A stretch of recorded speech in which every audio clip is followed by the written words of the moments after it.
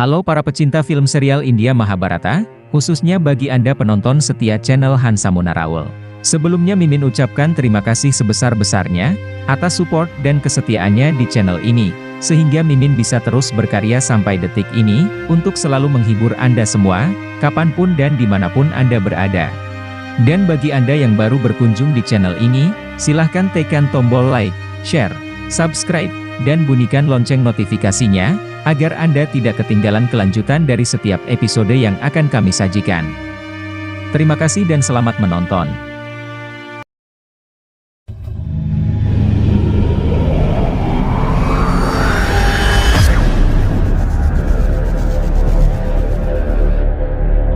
Sebelum senja, Raja Anggakarna dalam perjalanan pulang ke perkemahan dengan sempoyongan karena luka-luka bekas sobekan perisai dan anting-antingnya.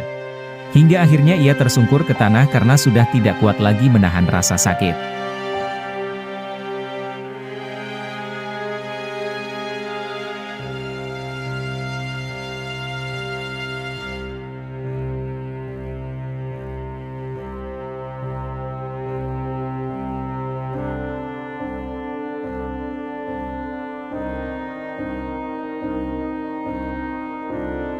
Di saat yang bersamaan datanglah Kunti dengan kereta dan segera menghampiri Raja Anggakarna yang tengah pingsan. Ratu Kunti bingung dan menangis melihat keadaan putranya itu.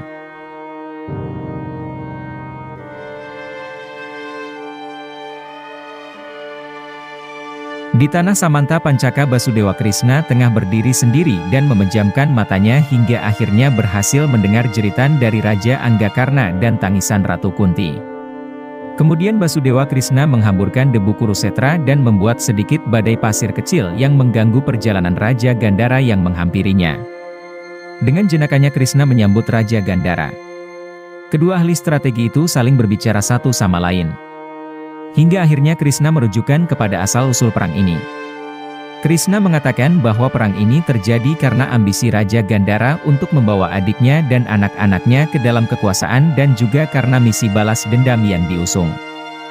Basudewa Krishna mengatakan bahwa perang ini disebabkan oleh sumpah dari Raja Gandhara.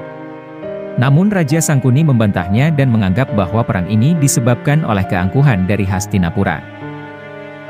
Hastinapura datang untuk melamar, namun mengapa justru menunjukkan kekuatannya dengan membawa begitu besar bala tentaranya? Hingga akhirnya adiknya terpaksa menutupi masa depannya dengan sebuah kain yang melekat di matanya. Basudewa Krishna hanya tertawa dan mengatakan bahwa tidak seharusnya pengorbanan dianggap sebagai perjanjian bisnis. Raja Gandhara Sangkuni mengatakan bahwa pengorbanan adiknya harus dihadiahi kekuasaan dan kemewahan atau Hastinapura harus membayarnya dengan sangat mahal. Namun Basudewa Krishna berkata bahwa seseorang yang seperti itu akan merasakan penderitaan dalam hidupnya. Dalam perang yang disebut oleh Basudewa Krishna sebagai perang kebenaran, sebenarnya Krishna telah membuat penipuan di seluruh daerah Arya. Padahal penipuan pasti akan dilakukan oleh MU Basudewa Krishna. Seseorang yang lebih licik dariku di dunia ini hanyalah dirimu Basudewa. Menurut Raja Gandhara Sangkuni. Basudewa Krishna hanya tersenyum dan mengatakan sudah saatnya Raja Sangkuni untuk melepaskan semua penipuannya. Dalam perang Baratayuda ini semua penipuan dan ketidakbenaran akan menemui lawannya masing-masing. Raja Gandhara mengingatkan bahwa besok saat perang Basudewa tidak akan mengangkat senjata dalam perang ini. Basudewa mengatakan bahwa ia tidak akan angkat senjata, namun ia hanya mempunyai kekuatan kebenaran. Hal itu yang menjadi senjata dan perisai bagi Basudewa dan Basudewa akan menjadi perisai bagi para Pandawa tercinta. Di perkemahan Kurawa, tepatnya di tempat tabib Raja Anggakarna telah terkulai karena sakit setelah melepas perisai dan anting-antingnya. Duryudana dan teman-temannya datang menjenguknya. Duryudana mempertanyakan keputusan Raja Anggakarna memberikan perisai dan anting-antingnya sebagai amal. Tanpa ada jawaban dari Raja Karna, Raja Gandhara mengajak keponakannya itu untuk pergi dan membiarkan tabib yang merawat Raja Karna dari Angga. Kemudian Sangkuni dan Dursasana berlalu disusul oleh Duryodhana. Setelah keluar dari tenda tabib, Raja Sangkuni kecewa dengan hilangnya perisai dan anting-anting Raja Angga. Ia juga mengatakan bahwa kebenaran Raja Angga menjadi kelemahannya. Dan sebab itu pula Raja Anggakarna tidak pernah mendapat kepercayaan dari Raja Sangkuni sepenuhnya. Duryudana sempat mengatakan, namun Raja Sangkuni segera mengingatkan bahwa sekarang sudah saatnya untuk menambah bala tentaranya lagi. Dan kemungkinan ada tambahan 2 bala tentara lagi. Di dalam tenda tabib, Raja Karna dari Angga masih mengerang kesakitan meskipun tabib telah berusaha untuk mengobatinya. Tiba-tiba datanglah Rosali dan kedua orang tua Raja Angga. Ayah Karna menanyakan kepada tabib mengapa nafas anaknya semakin tidak karuan. Kemudian tabib mengatakan bahwa ia sudah berusaha sebisa mungkin. Namun butuh ramuan suci untuk menyembuhkan Raja Angga Karna. Kemudian Adirata meminta kepada Ibu Ratu Kunti agar putranya Nakula dan Sadewa untuk mau mengobati Raja Angga Karna. Rosali juga mendekati dan meminta agar Ibu Ratu Kunti memanggil Nakula dan Sadewa untuk mengobati suaminya. Rosali juga memohon agar Nakula dan Sadewa mau menganggap Karna sebagai kakaknya. Ketika para Pandawa dan sekutunya sedang mendiskusikan terkait perang yang akan berlangsung, datang Ibu Ratu Kunti di antara mereka dengan sesenggukan. Kemudian kelima Pandawa itu memberikan salam kepada ibunya sekaligus mempertanyakan mengapa ibunya bersedih. Ibu Ratu Kunti memulai pembicaraan dengan mengatakan bahwa Raja Angga Karna kini sedang sekarat. Ibu Pandawa ini juga meminta kepada Nakula dan Sadewa untuk membuat kesepakatan agar mengobati Raja Angga Karna. Pangeran Drestadiumna mencoba berpendapat jika ada prajurit Kurawa cedera, apakah yang mengobati juga Pangeran Nakula dan Sadewa? Sia-sialah perang ini. Namun Ibu Ratu Kunti kembali menyangkal bahwa peperangan ini belum dimulai dan tugas dari Nakula dan Sadewa adalah menyembuhkan orang-orang yang sakit. Kemudian Ibu Ratu Kunti mencoba untuk memulai pembicaraan terkait siapa sebenarnya Raja Angga Karna. Ketika Kunti hampir saja membuka terkait siapa jati diri Raja Angga Karna, tiba-tiba datang Arjuna dan Drupadi yang menjelaskan kondisi dan situasi yang terjadi kepada Raja Angga. Drupadi menambahi bahwa kematian Raja Angga Karna sudah menjadi hak dari Pangeran Arjuna, dan jika Raja Angga mati, karena apa yang dianggapnya benar, maka Karna tidak akan merasakan hukuman. Kemudian Yudhistira memerintahkan Nakula dan Sadewa agar dengan tulus mengobati Raja Angga Karna. Pangeran Sadewa mencoba menyanggah dengan menjelaskan bahwa pada saat ini juga perlu untuk menyambut Raja Madra yang dirasa sudah dekat. Namun, Yudhistira tetap bersikukuh agar Nakula dan Sadewa menolong Raja Karna dan menyatakan bahwa Raja Madra sudah diterima di Kurusetra. Pangeran Nakula dan Sadewa pergi bersama ibunya menuju tenda Raja Angga. Rombongan dari kerajaan Madra yang dipimpin oleh Raja Salya telah tiba di Kurusetra. Tiba-tiba Raja Madra tertegun karena ada tenda di tengah jalan yang menghalangi jalannya menuju tenda utama. Tiba-tiba datanglah Aswatama dan Dursasana yang menyamar dan menyambut dengan kata-kata indah dan mempesona. Raja Salya yang terpesona dengan kata-kata dari Aswatama dan Dursasana mengikuti saja apa yang dikatakan oleh kedua suruhan Raja Gandhara tersebut. Aswatama mengatakan bahwa rajanya sudah menunggu di tenda tersebut dan pangeran yang lain tengah sibuk mempersiapkan perang sehingga tidak ada di sini. Raja Madra menanyakan di mana Yudhistira dan kedua keponakannya. Namun ketika Dursasana dan Aswatama bingung mau menjawab apa, Aswatama segera mengambil kalung bunga dan kata-kata indah untuk menjebak Raja Salya.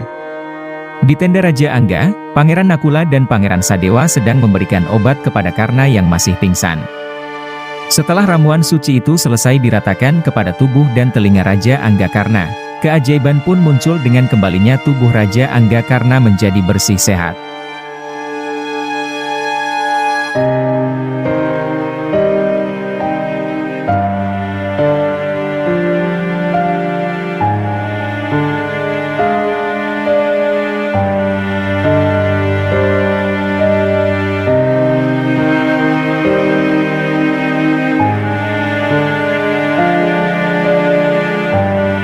Lama kemudian, suami dari Rosali itu pun terbangun. Raja Angga Karna yang sudah terbangun, melihat sosok Pangeran Nakula dan Sadewa yang sudah membantu menyembuhkannya. Putra Rada itu lalu memberi ucapan terima kasih dan memuji pengetahuan dari kedua pangeran tersebut. Nakula dan Sadewa berkata, bahwa bantuan yang ia berikan cukup sampai di sini dan ia akan kembali menyembah di atas mayat Raja Angga Karna. Kedua pangeran Pandawa ini pun memecahkan wadah tempat obatnya. Tidak lama lagi, kami akan menyembah di atas mayatmu, karena Raja dari Angga. Nakula dan Sadewa kemudian pamit kepada ibunya dan mengajak ibunya ke tenda Pandawa. Namun Kunti menolak dan mengatakan bahwa ia akan tetap tinggal di tenda Hastinapura. Pangeran Sadewa mempertanyakan bagaimana mengenai keselamatan ibunya jika tetap tinggal di tenda Hastinapura, karena menyahuti bahwa ia akan melindungi Ibu Ratu Kunti sebagai ibunya. Kau jangan khawatir, Pangeran Sadewa. Seperti halnya anaknya.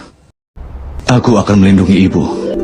Kemudian kedua pangeran Pandawa itu pergi meninggalkan tempat tersebut. Setelah keluar dan meninggalkan tenda dari Raja Angga, Nakula dan Sadewa bertemu dengan Raja Salya yang telah bersama Kurawa. Raja Salya menjelaskan bahwa ia kini telah menjadi musuhnya, setelah ia terjebak dengan godaan dan rayuan serta tipu daya oleh Raja Gandhara. Penguasa Mada itu benar-benar meminta maaf kepada kedua keponakannya. Ia pun kemudian mengumpat-umpat kepada Duryodhana karena telah membuatnya berperang melawan keponakannya sendiri. Duryodhana yang tidak tahan dengan cacian dari Raja Madra, hampir saja menggunakan gadanya, namun ditahan oleh Raja Sangkuni. Sangkuni diajak berduel hingga mati, setelah keduanya terlibat adu mulut, meski akhirnya tidak terjadi apa-apa karena Sangkuni lebih memilih jalan aman. Dengan semakin memanasnya keadaan, Nakula lalu berjanji akan membunuh Raja Madra karena pengkhianatan kali ini. Dan pada kesempatan kali itu, Sadewa bersumpah bahwa ia yang akan membunuh Sangkuni. Meskipun begitu, Raja Madra mengungkapkan bahwa doanya tetap kepada pihak Pandawa meskipun ia dalam posisi menjadi musuh. Di tenda utama kubu Pandawa, Pangeran Nakula dan Pangeran Sadewa datang dengan wajah cemberut dan tersulut amarah. Pangeran Bima mengatakan bahwa sekarang bukan saatnya membahas apakah Raja Salya ikut dihukum atau tidak. Sekarang yang terpenting adalah bagaimana tentaranya dapat mengimbangi tentara musuh. Mengingat Pandawa hanya memiliki 7 pasukan Aksawini, sedangkan pihak Kurawa memiliki 11 pasukan Aksawini. Pangeran Arjuna menambahi bahwa jika Bisma menumpahkan amarahnya kepada pasukannya, maka sekuat apapun pasukan Pandawa tidak akan mampu menahannya. Setelah semua terdiam, Basudewa mengambil alih pembicaraan dan mengatakan bahwa pertempuran akan kebenaran ini harus dijalankan dengan kebenaran pula. Artinya, pihak Pandawa harus berjuang dengan tulus sepenuh hatinya. Dan jika hal itu sudah dilaksanakan, maka Krishna memberi janji bahwa pihaknya akan keluar sebagai pemenang.